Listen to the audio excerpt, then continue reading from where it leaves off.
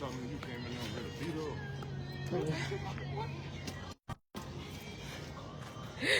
up. Hello, hello, hello. Hey, you guys. I am here for my daily check-in. And I've been having a couple of situations go on inside of the facility. And so I kind of wanted to go over crisis situations. Of course, you guys know that your people should have the proper training and credentials that they're supposed to have in order to be working. But just in case you don't know, there are a couple of crisis type situations that you need to make sure that, one, you stay on top of, two, you handle the situation correctly, and three, what do I always tell y'all? If it ain't documented, it didn't happen. So you gotta have some way to document the situation. A note, incident report, whatever that may be, you're going to need that. And so a crisis situation, an example, I'm gonna give you a couple of examples of things that have happened recently within some of my group homes. First, a crisis situation where someone is in a mental crisis. An example that I'll give, there was one woman that was within a home, and she said that God was going to take her right then. Like, he was shining down and he was about to take her, and she was going, and she was just saying, God, God, God, God. And she could not stop saying God. Sometimes when situations happen, it's not for your employee or for you or whoever's in the home to tell them, stop, or try to pull them down because she was up in a chair reaching for God. It's for you to, this is just me. I live in their world at the moment. So I try to de-escalate by living in their world. So whatever situation that they're dealing with, I'm in their world at that point in time. Because sometimes if you act like you understand what they're dealing with, if you live in their reality, that's their reality right then, it helps for you to win trust, and it helps to de-escalate.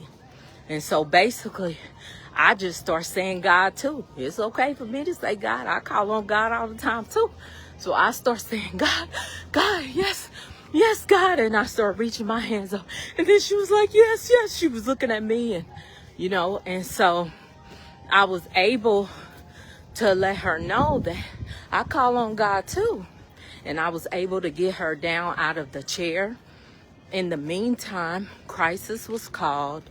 Crisis came out, and they were able to talk her into going into crisis. Okay? So I always have a list of numbers available.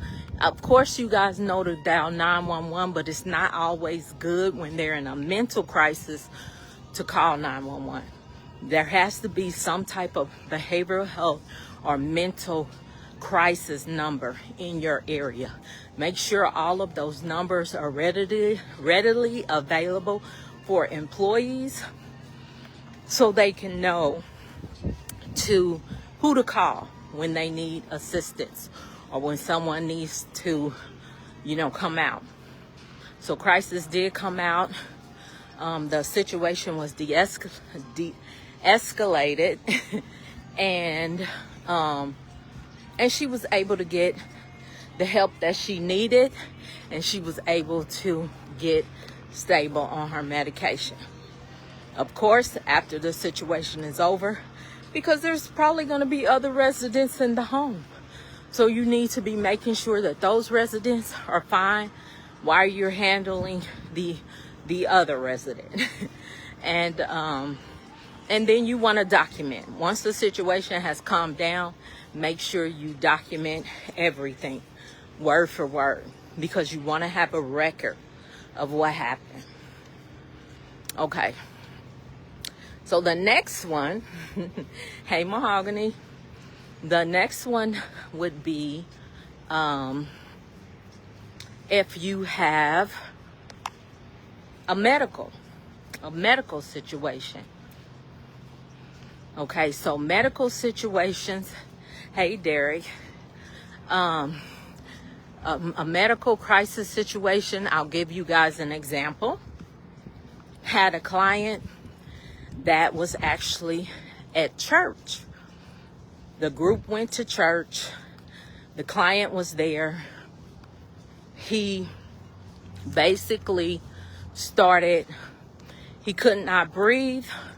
His lips turned blue. And he started vomiting. And this was, all at church. The church actually had nurses there that came for assistance. The paramedics were called. The other clients were, handled because there were nurses on staff, and they were able to get that client to the hospital. Well, the paramedics came, were able to get him, all his vitals taken, get him in the ambulance, and he was taken to the hospital.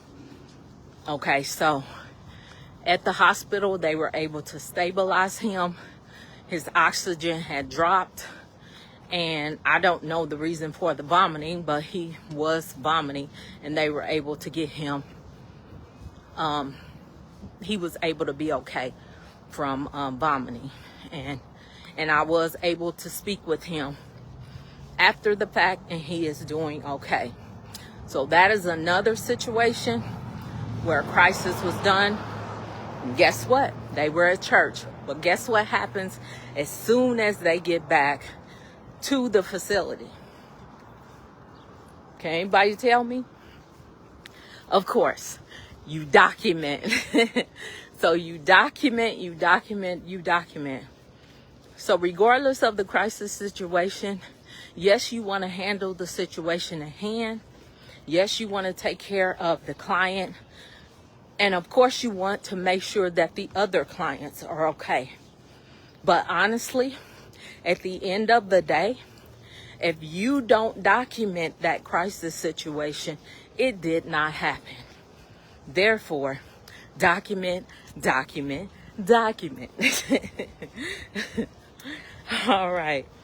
Now, I would say another type of crisis situation is if a client runs. Say you're taking them on a walk to the park and a client ends up running from you. The client ends up running. Let me take a drink, y'all.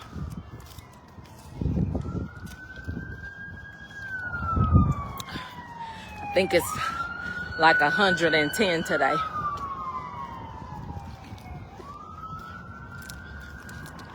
If the client ends up running, honestly, there is nothing you can't do. That you can do in most states if the client runs. You cannot tackle them.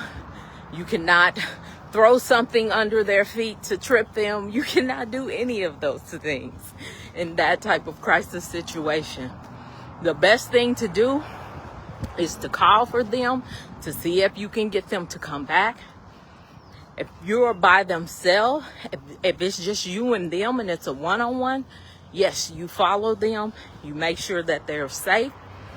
If you're in a group and one runs off, you have to save the many. So you have to stay with the many. Make sure you look to see what that person has on that is running, and call the authorities if that's what you do in your group home. In my group home, we do. There are some group homes that don't call the police unless they are court ordered. So that it's just going to depend on your regulations. And then, what do we do when we get home? Document. Yeah, so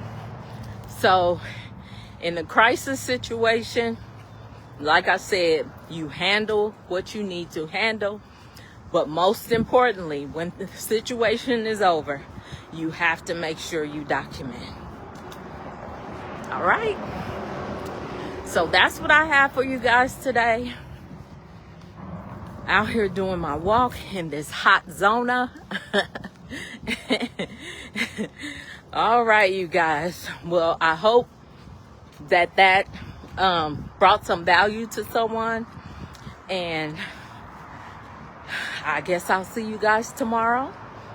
And as I always say, be a blessing to someone else. Good night.